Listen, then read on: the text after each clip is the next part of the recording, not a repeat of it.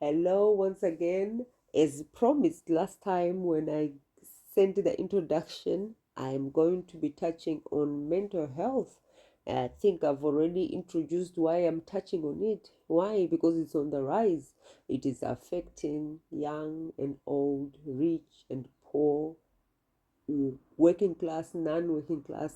Everyone is being impacted because the world has changed as we know it. Things are escalating at a level that the mind cannot actually comprehend. So to try and cope, the stress level is just on the rise because we don't quite understand what's happening. So let's dig deep into mental health and see how we can win this fight and become victorious in all that we do.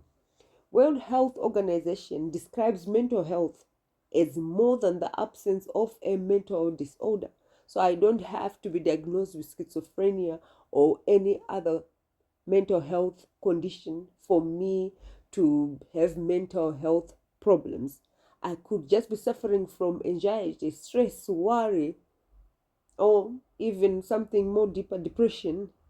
Then, because I don't have peace of mind, I've got mental health issues. So if you don't have peace of mind, it goes to mental health problems. Does the Bible not say, do not worry, do not be anxious about anything? Why? Because it knew it would take away your peace.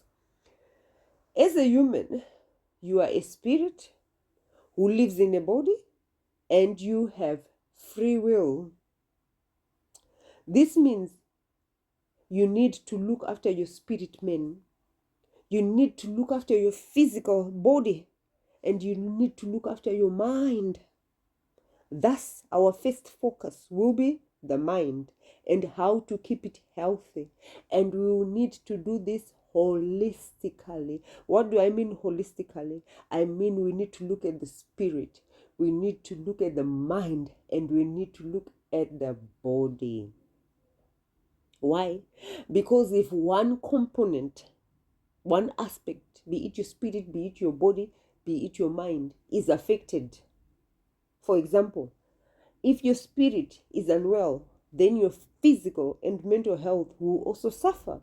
And on the other hand, if your mind is unwell, this will also affect your physical and spiritual health.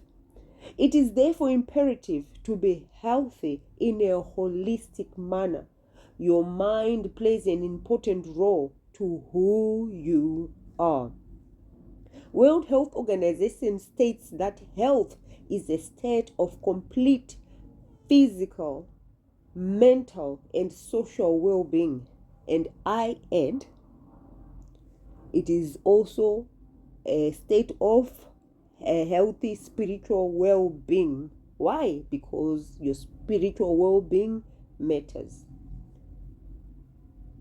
To be considered to be a healthy state of mind, to be have a good mental health, one needs to possess tools to live their daily life effectively. This means you need to have resilience, you need to have critical thinking skills, you need to have decision making skills, you need to have time management skills, and you need the ability to work productively in your daily life. This will ensure that you can interact with others well, earn a living, think effectively, be creative, and enjoy your life in any area you are based.